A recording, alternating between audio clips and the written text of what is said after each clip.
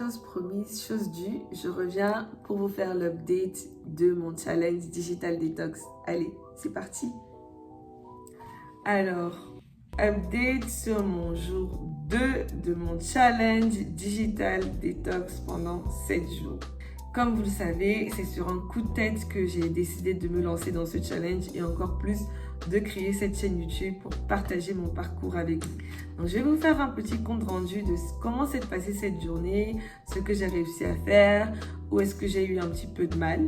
J'ai mes petites notes parce que comme vous savez, je ne suis pas une youtubeuse, donc j'ai besoin de ces notes-là pour ne pas perdre le fil de mes idées. Alors, la journée a plutôt bien commencé parce que n'ayant pas regardé de films ou de séries tard, j'ai pu avoir un temps de sommeil plus long, donc ça c'était très agréable pour moi. Je me suis vraiment sentie reposée au réveil. Tout au long de la journée, je n'ai pas eu à scroller, que ce soit Insta ou TikTok. Je suis quand même allée sur Instagram, mais c'était très intentionnellement parce que j'avais demandé à un de mes contacts de m'envoyer un document et donc j'avais besoin de ce document-là. Donc je suis entrée vraiment que dans la messagerie d'Insta pour regarder si j'avais reçu le document. Une fois que c'était fait, je suis ressortie. J'ai pas eu le sentiment qu'il me manquait quelque chose. Par contre, je dois avouer que par réflexe, il m'est arrivé d'appuyer sur, vous savez, la petite icône de l'application sur mon téléphone. C'est pour vous dire. J'ai quand même un petit peu regardé les statuts, mais je me suis vite reprise. Je me suis dit, ah, attention, je suis dans un challenge. Je ne dois pas le faire. Donc, j'ai regardé des statuts vite fait et après, je suis ressortie de WhatsApp également. Mais je pense qu'avec le temps, je vais beaucoup plus m'habituer. Alors, concernant les films et les séries, j'en ai pas regardé du tout aujourd'hui. Donc sur ça, c'est un 10 sur 10.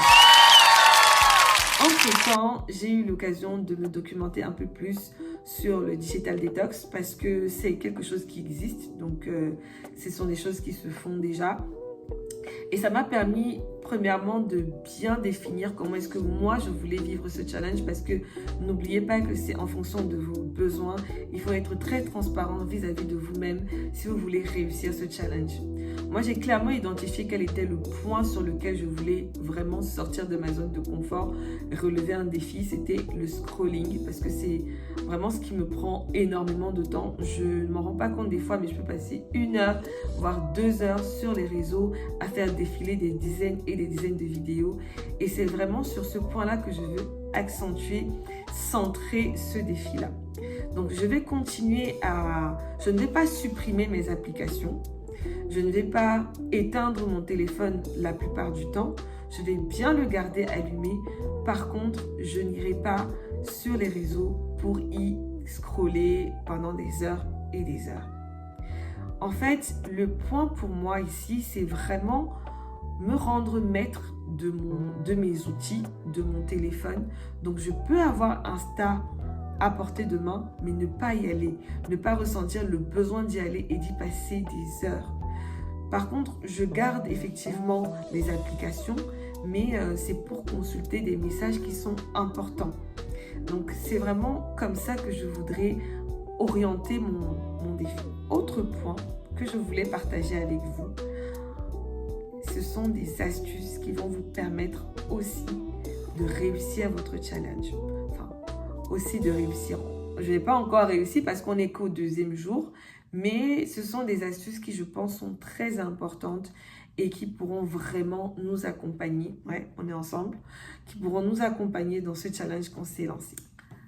Astuce numéro 1, désactiver toutes les notifications des applications où vous avez l'habitude de passer énormément de temps.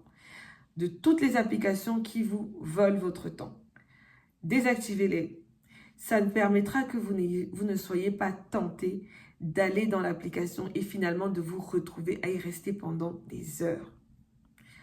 Pour ma part, je vais désactiver parce que je ne l'ai pas encore fait, mais je vais désactiver toutes les applications, toutes les notifications de TikTok, de Insta. Insta, je n'en ai pas, de Snapchat et de certains groupes WhatsApp où je ne suis pas active, où mon intervention n'est pas nécessaire. Deuxième astuce. Alors, cette astuce-là, elle est vraiment très importante parce que c'est là le but de ce challenge, c'est de se réapproprier le temps que les réseaux sociaux nous ont en quelque sorte volé. Donc, la deuxième astuce, c'est prenez du temps et définissez ce qui est important pour vous. Définissez ce qui vous est utile, ce qui vous sert. Parce que n'oubliez pas, le but de ce challenge, c'est d'arrêter les choses qui nous plaisent et ne nous servent à rien pour investir du temps dans les choses qui sont utiles pour nous, qui peut-être nous plaisent un peu moins, mais qui au final nous servent énormément et sont très utiles pour nous. Donc, il est très important de prendre du temps pour définir cela. Prenez une feuille, prenez un stylo, prenez 1 heure de votre temps, cette heure-là que vous ne passerez pas à scroller. Asseyez-vous, concentrez-vous, posez-vous les bonnes questions et mettez sur papier toutes ces choses qui sont importantes pour vous.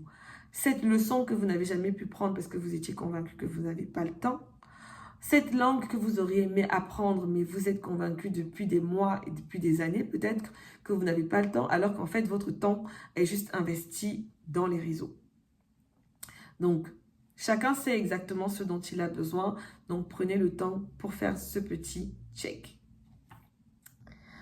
Troisième astuce, ça c'est une fois que vous aurez défini tout ce qui est important pour vous, vous pourrez commencer à décliner ces différents projets, ces différentes aspirations en petites étapes sous forme de to-do list. Mais ça, on y reviendra demain. J'espère que la vidéo n'est pas trop longue. J'espère que cette vidéo vous aura plu, qu'elle vous aura donné quelques astuces pour mieux appréhender ce Digital Detox Challenge. En tout cas, si vous avez aimé, n'hésitez pas à liker, à commenter et à vous abonner. On est ensemble. À plus!